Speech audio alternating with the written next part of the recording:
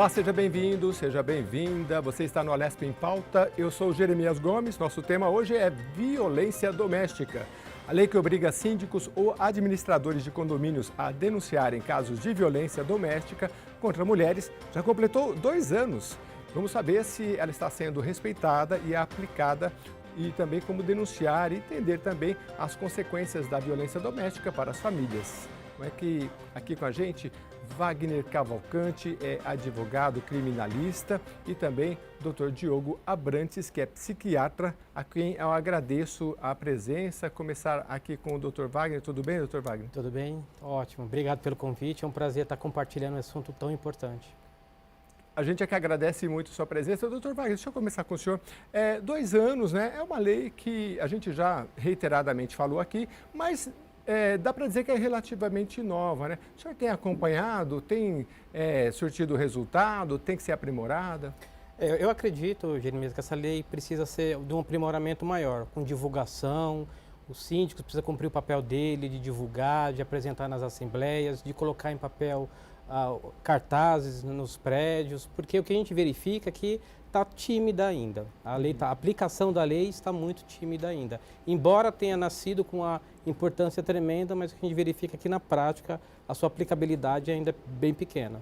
Vamos rememorar o que diz a lei, né? Ela diz que as pessoas precisam denunciar. No caso, é o síndico que denuncia. Eu estou lá no meu apartamento, estou ouvindo gritos, tal. Ou entrei no elevador, vejo reiteradamente uma mulher com sinais de violência física. Decido denunciar. É eu que vou na delegacia ou eu falo com o síndico? Isso. A lei fala em o síndico deve denunciar. Então, quando a gente imagina a denúncia, pode ser 190, pode ser 180. A lei, quando falou de denúncia, significa dizer que precisa noticiar o fato. Até porque, na grande maioria das vezes, o que precisa acontecer é um socorro. A vítima está lá em situação de vulnerabilidade, sendo agredida, sendo ofendida, precisa de um atendimento imediato. Então, cabe ao síndico, né? A lei fala que o síndico é obrigado a fazê-lo, a comunicar, mas é claro que a gente precisa entender o espírito da lei. Então, embora fala do síndico, qualquer morador que tiver notícia de uma agressão no ambiente doméstico familiar do seu vizinho, da sua vizinha, deve noticiar, discando 180 ou 190. E essa denúncia, ela pode ser anônima ou não? Pode ser anônima no 180 e no 190 também. No 190 a pessoa também não precisa se identificar. Basta ela relatar que no meu condomínio, meu vizinho número X está agredindo, que ela está pedindo socorro.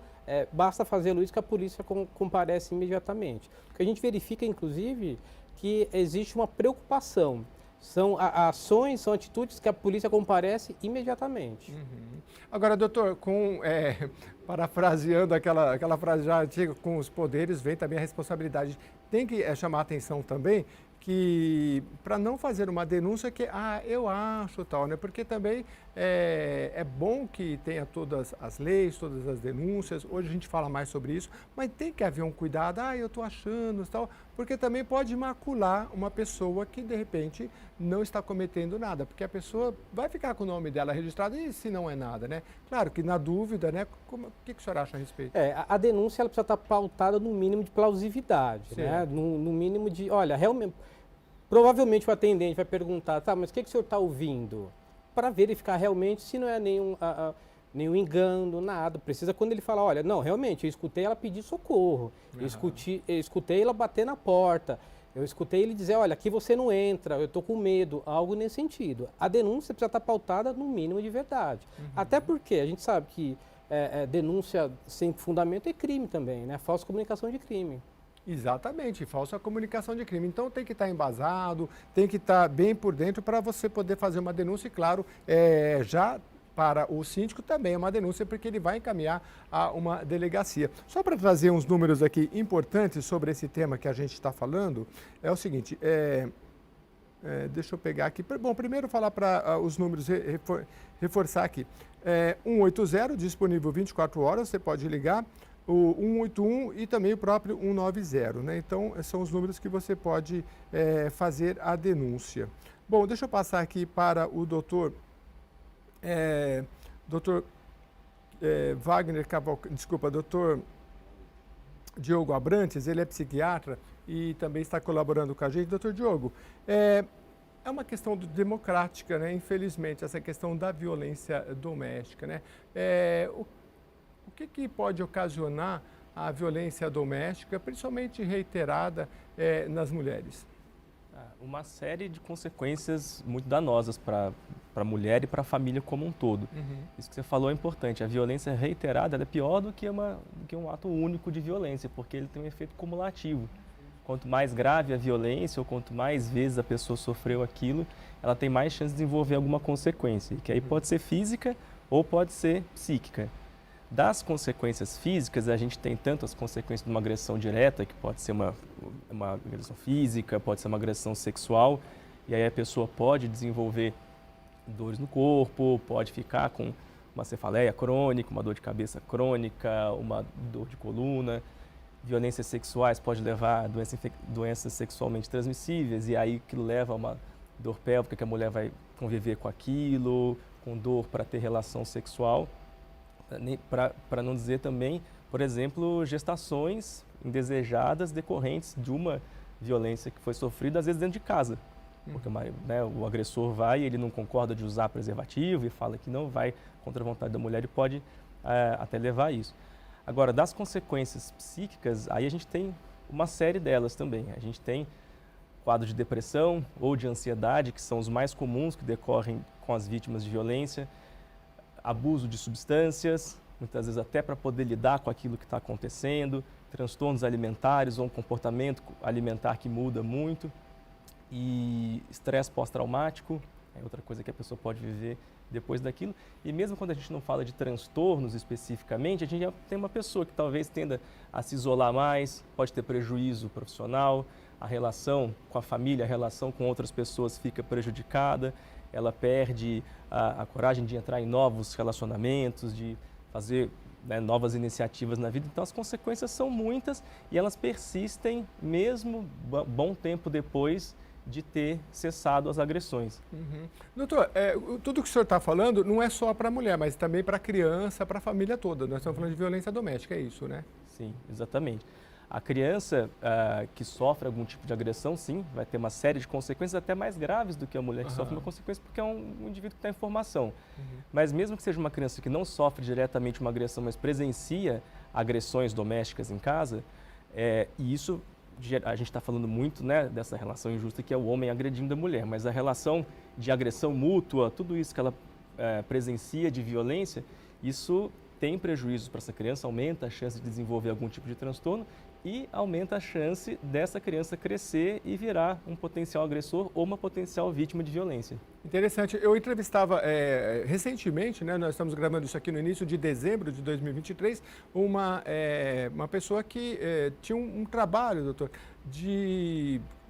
não é de contraturno, ela tem uma instituição que as crianças ficam de manhã na escola e ela oferece uma escola à tarde para as crianças. E ela fala, olha, Jeremias, a gente via tanto a importância das crianças não ficarem na rua, porque no pequeno intervalo que ela saía da escola, sei lá, meio-dia, e entrava aqui na instituição às 2 horas, ficava 2 horas na rua, porque a mãe estava trabalhando. E os casos de violência sexual contra crianças e adolescentes são muito mais comuns do que você pode imaginar nesse período que ela fica na rua, no período que ela fica em casa, na presença que a mãe está trabalhando, às vezes com algum parente próximo, é muito mais comum do que a gente pode imaginar, da importância de políticas para período integral na escola ou contraturno, enfim, doutor? Doutor Wagner, é importante ressaltar que a violência doméstica, a gente foca muito na mulher, Lei Maria da Penha, mas é para toda a família, E a gente está pronto sempre para os sinais, que crianças podem revelar, seja física. Hoje a gente está mais por dentro, Essa é uma questão mais para o doutor, que eu já volto com ela, mas o senhor também, provavelmente ali no escritório, talvez às vezes perceba isso. Sim, é verdade. Inclusive, tanto as escolas como os hospitais, eles têm protocolos para, se eles verificarem uma possível violência doméstica, eles são obrigados a noticiar. Então, eles chamam a polícia, o conselho tutelar, porque eles têm protocolo para estar analisando também. Então, inclusive, comportamento, como o doutor Diogo disse, criança, quando começa a ser vítima, começa a mudar o comportamento na escola, começa a urinar com muita frequência, enfim. as agressões, ainda que não dão sinais na pele, mas de comportamento é possível fazer esse tipo de verificação. Não precisa nem ser ter grande expertise. As professoras já têm algum tipo de conhecimento nesse sentido. Os hospitais, quando verificam se foi vítima sexual ou de lesão, chamam a polícia, enfim. A sociedade, Jeremias, tem que estar empenhada para esse tipo de situação. Só o Estado não dá conta. Exatamente. Doutor Diogo, o que mais de sinais a gente pode ver nas crianças de violência, né? Além dos sinais físicos, né? Criança, às vezes adolescente é difícil arrancar alguma coisa deles, né? Muitos são caladinhos e tal, para você. E tem que ter jeito, tem que ter psicologia, porque você chegar perguntando, aí ele se fecha mais, né? O que o senhor pode dar de orientação para todos, né? Porque isso eu acho que é uma rede de proteção. É os pais, é o vizinho, é o amigo, é o professor, é todo mundo. Tem que olhar e falar, não, essa pessoa está sendo vítima de violência, vamos dar uma investigada. Com certeza. A gente tem que observar. E muitas vezes a agressão física que vai deixar marcas é a minoria das agressões. Entendi. Então, quando a gente consegue ver uma marca física de uma violência, é porque provavelmente já tem uma violência que foi escalando, que começou com uma agressão verbal, começou com algum tipo de negligência, gritos, e aquilo foi escalando até chegar numa violência física que você viu, porque muitas vezes você também não consegue ver. A violência bate em regiões que não dá para ver, adolescente às vezes usa roupa comprida, mulher que às vezes está no calor, mas está usando ali uma gola alta no pescoço para esconder sinais de violência. Mas, como você perguntou, assim, outras coisas que a gente pode observar, acho que a mudança no comportamento é algo que sempre chama atenção.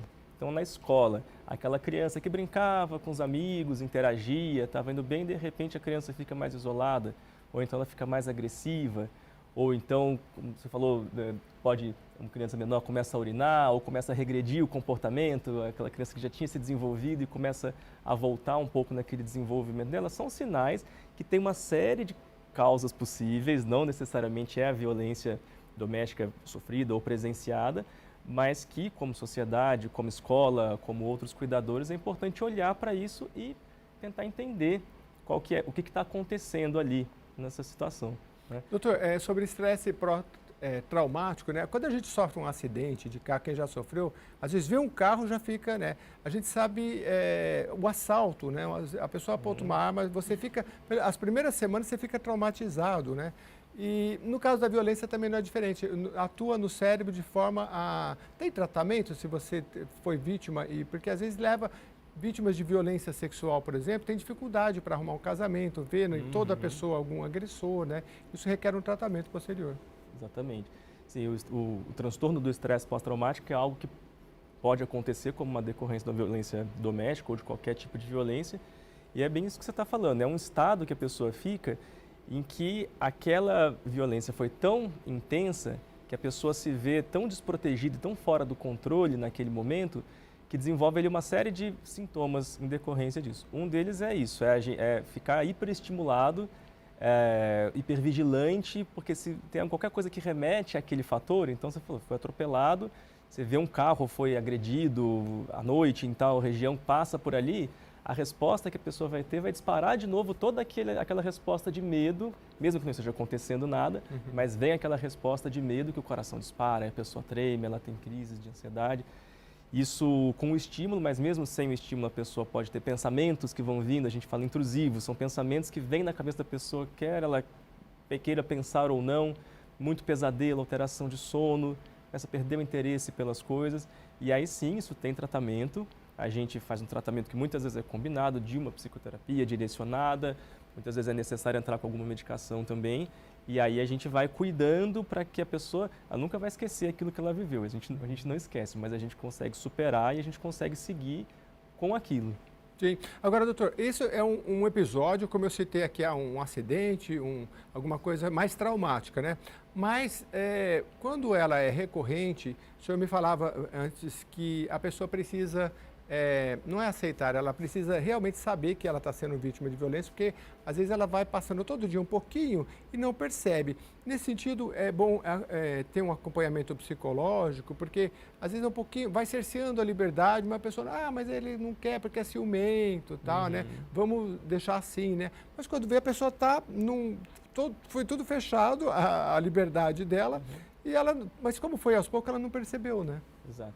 Como foi aos poucos, não percebeu, e como muitas vezes é algo que socialmente é aceito, é normalizado, alguns tipos de comportamento, de posturas do marido e da mulher, a pessoa acha que aquilo é algo normal. E aí o acompanhamento, que seja psicológico, poder ter abertura com alguém e falar daquilo é importante porque, às vezes, ajuda a pessoa que está sendo vítima de violência a olhar para um outro ângulo e falar assim, nossa, então está errado isso que eu estou vivendo, então não era para ser assim, dá para ser diferente.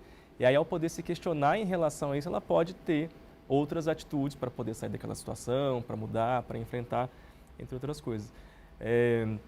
Quando a pessoa muitas vezes busca algum tipo de tratamento, é até uma dica, porque muitas vezes o agressor não deixa que a pessoa vá numa consulta sozinha, não quer que faça uma terapia, e aí começa a faltar, ao invés de ir sempre no mesmo serviço de saúde, vai um dia num pronto-socorro, depois vai no outro, porque o agressor não quer que ela crie vínculo com o profissional que está ali, com medo daquilo poder aparecer a violência que está sendo perpetrada ali. Então, são sinais que a gente vai vendo aí, né, do lado do sistema de saúde, de que tem alguma coisa esquisita e a gente tem que investigar também. Doutor Wagner, a lei fala, a lei sempre traz a punição, né? E também tem um caráter, digamos, um pouco educativo. Tem a questão dos cartazes, avisando que tem que colocar. A gente não vê muito aí, às vezes você vai num condomínio de um amigo ou outro ali, você não tem visto muito.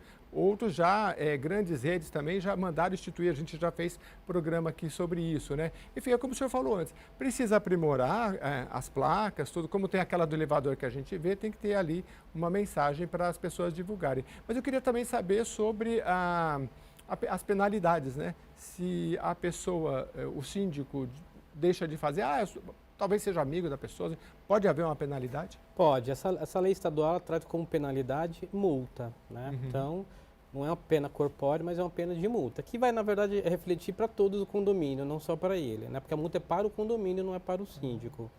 Mas você falava da questão de noticiar, eu acho que, como o doutor colocou, isso é cultural, né? Então, a gente não pode deixar esse tipo de coisa acontecer, né? Acho que às vezes a mulher, ela cresceu assim, ela nem entende também que está sendo vítima de uma situação, né? Às vezes, a gente falou também das crianças, às vezes aquele agressor fala, olha, toma uma balinha, se você não falar mais nada para ninguém, o tio vai te dar umas balinhas, né? Como é que a criança vai, ou pode falar, olha, vou fazer mal para o seu pai ou mal para sua mãe, enfim. Então, por isso é que a escola tem que estar aparelhada para absorver essa criança, para saber que ela está fugindo da normalidade. Por isso que os hospitais também devem noticiar, porque na maioria das vezes o agressor está entre quatro paredes, né? Só está ele e a vítima. E aí é uma voz que precisa ser ouvida. Não, juridicamente, como é que funciona? Foi denunciado, está na delegacia, abre um boletim de ocorrência, é uma chamada ação, eu esqueci até o nome, ação penal pública, ou seja, Incondicionada. Incondicionada. Isso. Então, se uma vez que tem o boletim, o Ministério Público tem que denunciar, explica pra gente. A questão de ameaça continua sendo pública condicionada à representação. Mas de lesão corporal, qualquer outro tipo de corpórea, é pública incondicionada. Significa dizer que qualquer vizinho que chamar a polícia, ainda que ela chegue lá, a vítima fala, não, mas não foi nada. Se os policiais verificarem que ela foi vítima de violência doméstica, prendem o agressor em flagrante, vai para a delegacia, ainda que a vítima fale, olha, eu não quero que ele seja processado. Independe, ele será processado, independente da representação dela. Mas eu não vou fazer o laudo de lesão corporal. Não precisa. Na maioria das vezes, as DDMs, com as Delegacias de Defesa da Mulher, tiram foto das agressões. Porque, Jeremias, é comum a mulher não querer prosseguir com a ação.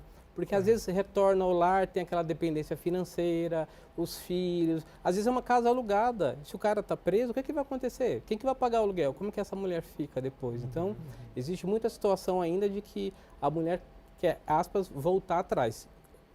Com agressão não dá. A ação penal é pública e incondicionada. Na prática, a polícia bate na porta e pede para falar, porque assim, a lei também protege. Eu acho que o policial só pode entrar na casa talvez com o mandato do juiz, né? Sim. Explica para a gente como é que é. Com mandado ou em flagrante delito. Né? Tá. Se os policiais verificarem que, de fato, existe uma situação de violência doméstica e é flagrante, os gritos, tiro, chute, barulho, eles podem ingressar, porque aí saímos diante de uma situação flagrancial.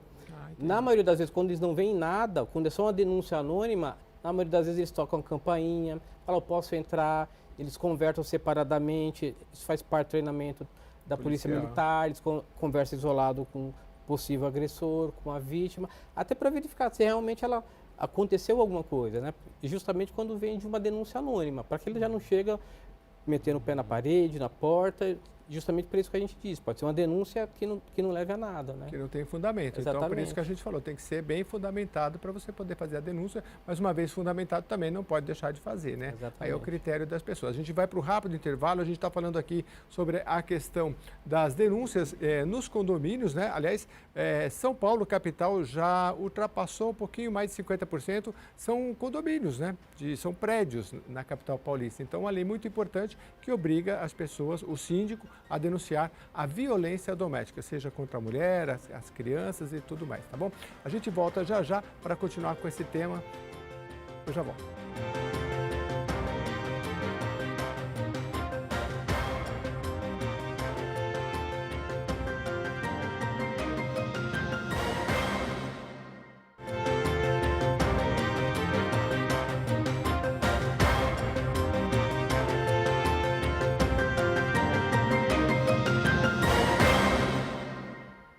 Estamos de volta no Alesp em Pauta, tratando aí da lei que já completou 2 anos, que trata aí da denúncia obrigatória para as pessoas em condomínios, denúncia ao síndico, para que o síndico, aliás, avisar o síndico para que ele faça uma denúncia na delegacia sobre violência doméstica. Eu vou voltar aqui com o Dr. Wagner Cavalcante, advogado. Doutor, tem diferença se eu estou ouvindo alguma violência dentro do apartamento ou nas áreas comuns do prédio?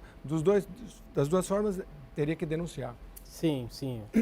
Chegando ao conhecimento do síndico, a denúncia é obrigatória, seja na área comum ou nas dependências individuais. Né? O que ele não pode ficar é silente diante da possibilidade de um crime, especialmente do crime de violência doméstica. Acho que foi esse sentido da lei, de trazer à sociedade não só mais a faculdade de denunciar, que a faculdade você pode denunciar ou não, mas a obrigatoriedade de denunciar.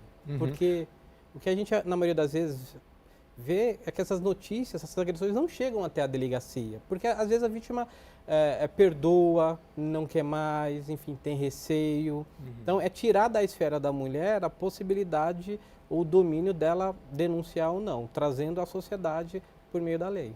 Antigamente tinha aquela coisa assim, vou fazer um boletim de preservação de direitos. Existe isso, não? Não, esse é um termo utilizado, mas para violência doméstica isso não cabe, né? Se uma mulher, por exemplo, ela faz um relato pela internet, se ela fizer pela internet, ela vai ser orientada a comparecer até uma delegacia para ratificar, para confirmar suas declarações, para verificar se ela não tem nenhum tipo de lesão. E se não precisa, especialmente, de uma medida protetiva. Porque existem casos que ela vai precisar de uma medida protetiva. Porque imagina só, Jeremias, ela dá a notícia de que tem um agressor dentro da sua casa e ela volta para casa com o agressor dentro de sua casa. Isso que é extremamente complexo, né? Porque também a polícia às vezes não tem efetivo suficiente para proteger cada pessoa que...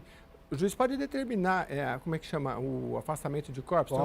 Pode. Tem um termo mais técnico, né? Tem o distanciamento, sim. O distanciamento, né? Não pode se aproximar do cônjuge. 200 metros, sim. 200 metros, tal, né? Se aproximou, tal. Mas aí você tem uma garantia de chamar a polícia, mas você não tem a garantia de ter uma polícia ali 24 horas para cada cidadão, não tem. Então, tem que ter esse cuidado. E aí a mulher realmente fica numa situação difícil, né?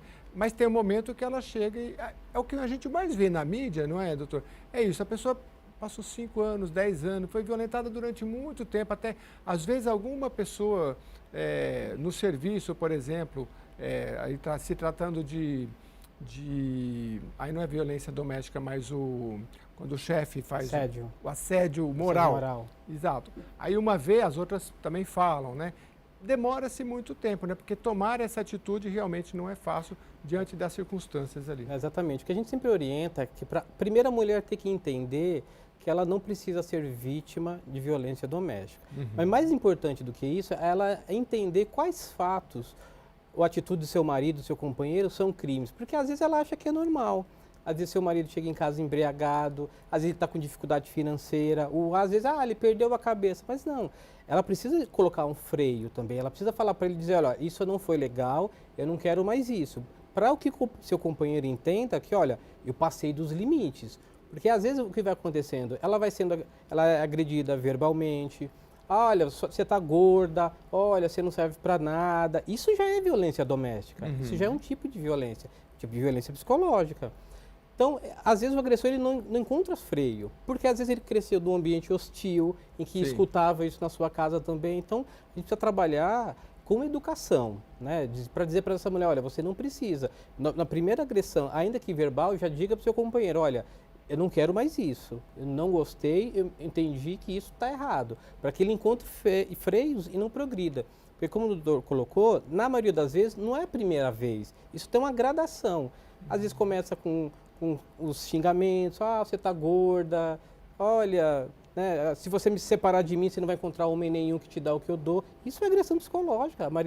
A Lei Maria da Penha fala que é um tipo de agressão. Então, ela precisa colocar um freio, falar, olha, não gostei, me senti ofendida, para que ele encontre um freio e não ultrapasse essa etapa. Porque ultrapassar dessas etapas pode chegar até as vias de fato, quem sabe até feminicídio. Entendi.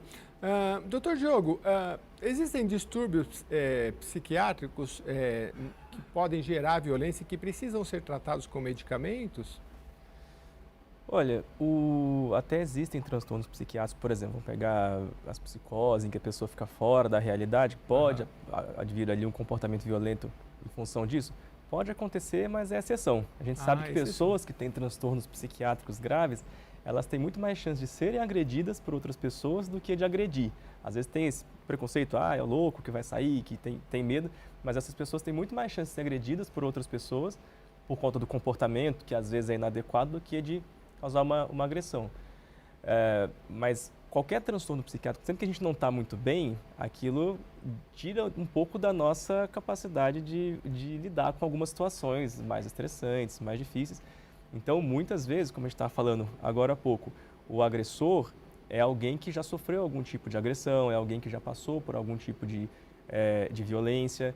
Muitas vezes está associado com o uso de substâncias. Não estou dizendo que quem tem algum problema com o uso de substâncias também vai ser um agressor, não é isso.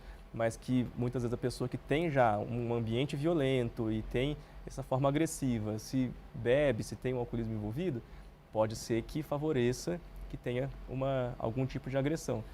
O ciúme, doutor, que gera muita violência, já fiz programas aqui de relatos que, por exemplo, a mulher voltou a estudar, o cara foi lá e queimou os livros. Ela ia para a escola, resolvi ir para a faculdade, foi lá, queimou todas as roupas dela, o vestido, você não vai para a faculdade. Então, é um ciúme. Isso é um tratamento mais psicológico do que psiquiátrico, né? Depois da psicologia, geralmente o psicólogo, ele acaba encaminhando o psiquiatra, como é que a gente separa? Pois é. Alguma coisa precisa ser feita, né? Porque esse tipo de atitude, que vocês estavam falando assim, quando que vira um crime, às vezes tem muitos passos até chegar nas vias de fato, até virar um crime, uma agressão que possa ter alguma consequência criminal, mas comportamentos de ciúme excessivo são muito ligados com agressões e com violência doméstica. E existe uma coisa na sociedade, né? A gente tem aquela coisa ainda persiste da castidade da mulher e da honra do homem. A gente estava discutindo antes de entrar aqui que até tanto que antigamente pouco tempo atrás lei podia. Dizia que se fosse em nome da honra, né, doutor? O que a gente estava falando exatamente sobre isso. O código trazia, eram outros tempos, como é que era? Em defesa da honra. Um rápido, em defesa da, como que era o artigo mesmo? Falava do... Na verdade, está em legítima defesa, né? O artigo... legítima defesa, só que aí dá honra. Dá então, honra. Aquele homem que queria lavar a honra dele com sangue, no caso traição, por exemplo, poderia sustentar essa tese... Mas no caso de homicídio? No caso de homicídio, Olha poderia sustentar essa tese em plenário. E muitas vezes eu conseguia ser absolvido. Não, matei, mas foi em nome da minha honra, porque ela traiu, não podia ficar na sociedade. Exatamente, em contraponto ao feminicídio. Agora, olha de que sociedade que a gente veio, que isso é tão recente, isso tem um reflexo no dia a dia de machismo, de violência muito grande, né, doutor? Porque era admitido, inclusive, na lei. Sim. E isso é fator de risco para violência doméstica, quando você vai comparar estatística entre países que têm legislações mais fracas e menos ativas em relação à coerção da violência doméstica, tem maiores índices. É uma coisa meio óbvia, né? Se você está agindo para diminuir aquilo, você vai ter menos casos. Outro caso que eu lembro, doutor Wagner, é que também não é tão distante, talvez o senhor se lembre, com certeza o senhor sabe, o agressor que casasse com a vítima estuprada, por exemplo, ele também a justiça poderia entender que ele não era mais culpado, não é algo assim? Sim, que era um outro absurdo, né? Tinha, inclusive aquele também que agrediu sexualmente, estuprou, até crianças aceitaram. menor de 14 aceitava essa conduta, né? Tratava isso como um fato atípico. Hoje não mais, né? Hoje não mais. Hoje a lei protege tanto a criança como a mulher de forma mais enérgica. Tanto que a gente teve essa ação declaratória aí para proibir essa questão de legítima defesa da honra. Hoje o advogado ele é proibido de sustentar essa tese em qualquer fase, no inquérito, na fase processual, no júri, justamente porque entra em contraponto à questão do feminicídio, né? É deixar de dar proteção à mulher. A mulher, ainda que tenha tido um deslize, se for o caso, ela não pode se pagar isso com a vida, né? A legislação não poderia autorizar isso. Eu perguntei anteriormente, doutor Diogo, porque, por exemplo, a conduta, me fugiu o nome de novo, mas a conduta da pedofilia, né? A pedofilia ela é tida como uma doença e não um crime. Posso estar enganado, mas é isso que se entende. E aí é uma doença, então primeiro tem que ser tratado, não é isso, doutor? Só retornando rapidamente aqui, doutor Wagner. Pedofilia é um conceito macro, né? Aí tem várias condutas, né? Que aí são crimes, né? Mas é o desejo imoderado por crianças, enfim. Né? Então, mas que a pedofilia em si não é crime. Não tem um tipo penal, exatamente. Não tem um tipo penal. Exatamente. Agora, é claro que se ele um adulto, ele vai lá estupro de vulnerável, enfim. Ele estupra um vulnerável, é crime, entendi. Essa é a tipificação, né? Mas a pedofilia, ela é uma doença, então tem que ser tratada também. Não, com certeza, estou entendendo o que você está falando assim. Aquela pessoa, antes de virar um agressor, de virar um estuprador, de virar alguém que comete violência doméstica, se você conseguir acessar essa pessoa e tratar antes, né, cuidar para que aquela pessoa não se torne isso, é uma maneira muito melhor do que só ficar punindo aquele que já cometeu, certo? Porque daí você já tem uma vítima ou mais de uma vítima.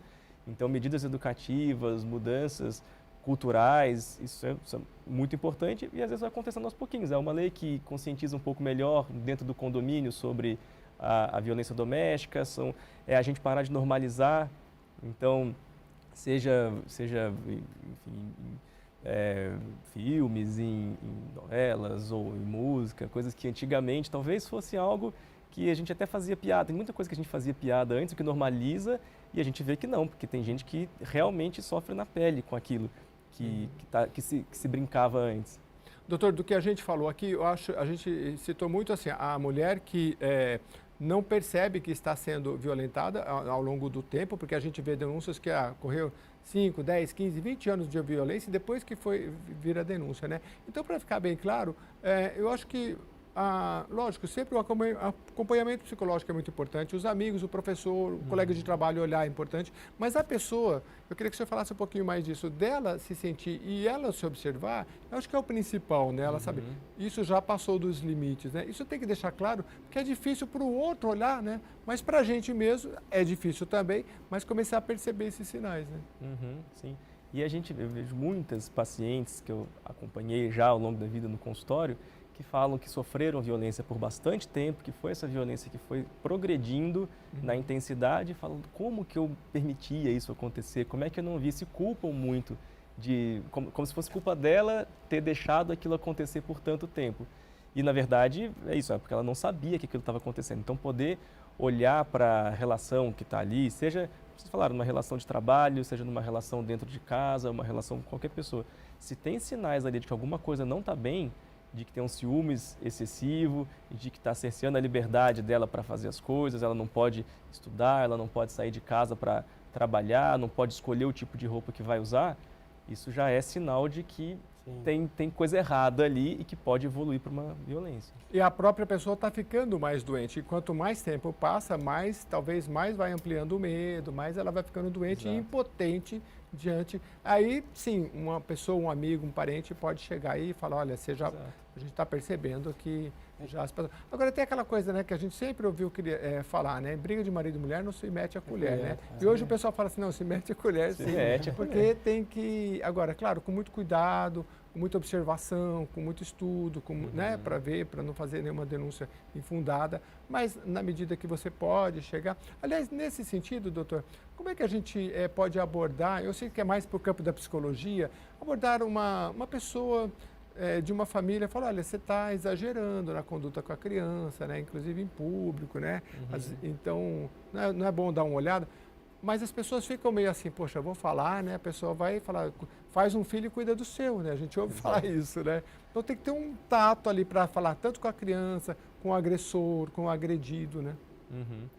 É difícil mesmo, porque muitas vezes a reação que vai ter é de rejeição. Afastamento. De afastamento. Mesmo num atendimento, por exemplo, de uma criança que você vê sinais de agressão, já peguei pronto-socorro criança que você via sinais de agressão, estava com a mãe e ela falava, foi o pai, mas é porque o pai ficou muito nervoso e bateu. E aí você vai conversando com jeito, mas às vezes a pessoa pega e vai embora, antes de fazer qualquer tipo de denúncia, antes de fazer qualquer tipo de segmento. E aí provavelmente busca outro serviço depois. Então esse cuidado é importante, mas acho que vale, porque se alguém, no contexto do condomínio que a gente está falando, você percebe que tem gritos e que tem sinais de que está acontecendo alguma violência, poder chegar para essa pessoa e conversar ainda de um jeito muito aberto, sem julgamento, sem dizer, você é uma vítima, você tem a obrigação de denunciar, porque daí você coloca mais carga ainda numa pessoa que já está sofrendo, já está com dificuldade de lidar. Mas ficar aberto, falar, olha, se tiver alguma coisa acontecendo que não está bem, tem caminhos, tem formas de você ir atrás, aí os cartazes também, né? Às vezes ajuda o que você fala, tem ali no elevador, sempre com muita privacidade, não ficar espalhando expor, aquela né? coisa, né? Às vezes você não tem intimidade com uma pessoa, mas você sabe que tem alguém que é muito próximo, pergunta lá, olha, você já conversou com aquela pessoa? Isso é uma coisa, poder falar com alguém para poder ajudar. Agora, sair espalhando aquela fofoca de falar, olha, vocês estão ouvindo aquilo lá, e aquilo cria uma situação que às vezes até dificulta da pessoa lidar. É verdade, falar entre os familiares que acontece e não tomarem atitude, não conversar, ajuda muito pouco. Doutor Wagner, a justiça tem caminhos, por exemplo, psicólogos, né, muitas vezes, para poder conversar, no caso, com a criança ou com a mãe, né? Porque eu, inclusive, entrevistei uma psicóloga aqui, ela falou, olha, eu até brinquei com ela, na adolescência, você fala separado com a adolescente, fala, muitas vezes eu falo, porque na presença da mãe, ela não se abre, ela não fala. Então eu peço, mãe, sai um pouquinho, deixa eu conversar aqui, aí ela conta, né? Porque às vezes aquele convívio já chegou num limite que já, às vezes não tem nem diálogo, às vezes só tem a violência. Né? Exatamente, assim, isso a lei, tanto a lei Maria da Penha como essa lei estadual é boa porque a vítima ela precisa ser acolhida, né? Precisa ser mostrado mais caminhos caso ela queira falar. Por isso que a gente tem as DDM, são as Delegacias de Defesa da Mulher, lá a mulher é atendida por mulher, por isso que a gente tem as varas de violência doméstica, vai ser uma juíza, vai ser uma promotora, caso ela precise, pode ser indicada a Defensoria Pública também, que tem núcleos específicos para defender vítimas da Lei Maria da Penha. A gente, não, como o doutor colocou, né, a gente não pode colocar mais uma carga na vítima de violência doméstica. A gente tem que mostrar, olha, o dia que você quiser falar, a gente está aqui para te ouvir. E tentar mostrar o que ela está sofrendo em casa, ou seu filho, não é correto. Porque às vezes ela cresceu com isso na sua casa e na cabeça dela ela... Não, mas isso é normal, né?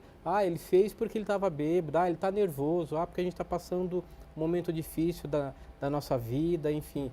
Ou se culpa, né? Ou se culpa, eu que devo ter feito alguma coisa errada.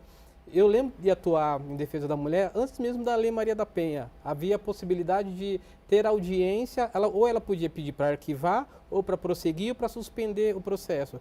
Às vezes a mulher chegava lá lesionada e falava, não, eu não quero mais o processo. E a lei permitia que não tivesse, que fosse arquivado. Hoje já não permite. Hoje não permite mais, porque a ação é pública e incondicionada. Ou seja, o Estado, a sociedade entendeu que a mulher, ela está ali, ela é vítima, né? Às vezes, na maioria das vezes, ela é submissa àquele tipo de situação. Então, é o Estado e aí a sociedade é que tem que falar por ela, que tem que ir em defesa dela. Doutor, duas questões antes de encerrar. Se a pessoa foi denunciada, o senhor falou, olha, hoje não pode mais, pela Lei Maria da Penha, o Ministério Público tem que dar prosseguimento. A mulher não pode mais falar, não quero mais. Denunciou, vai prosseguir, vai ter boletim de ocorrência, vai ter um processo criminal, vai ter que ouvir as partes, ampla defesa e tudo mais. Mas se a pessoa, vamos supor que o acusado houver uma sentença de que ele não cometeu o crime, isso não fica na ficha criminal dele. Não, a absolvição, não, né? Vai sair no andamento que ele respondeu um processo, mas foi absolvido. Por outro lado, uma condenação, sim, ele já vai ter uma mancha criminal. E algumas situações impossibilita ele, inclusive, de trabalhar. A OAB, por exemplo, não admite nos seus quadros quem tem acusação de crime contra a Ana Maria da Penha. Olha, grave. outra questão, antes de encerrar, conselho tutelar. O conselho tutelar funciona um pouquinho diferente, assim, denunciei, estou vendo uma agressão contra a criança, uma violência doméstica.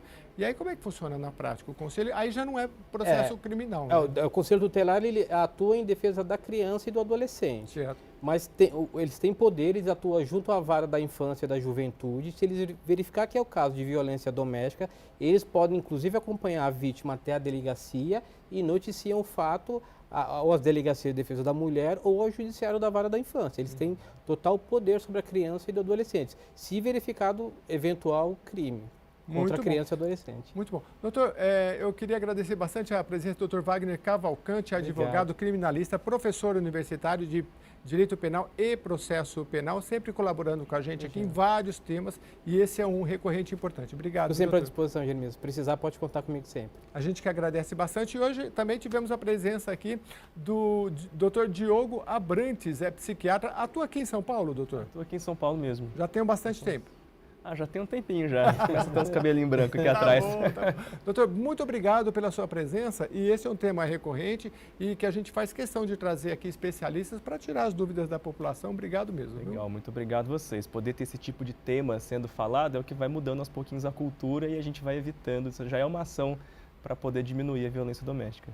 Exatamente. E aqui na Assembleia Legislativa de São Paulo tem diversas leis que tratam desse tema, da violência doméstica. Você tem acompanhado aqui em reiterados programas. Mande as suas sugestões, reveja este programa lá no YouTube se você está vendo pela rede aberta, tá bom? Muito obrigado pela sua companhia. Até a próxima edição.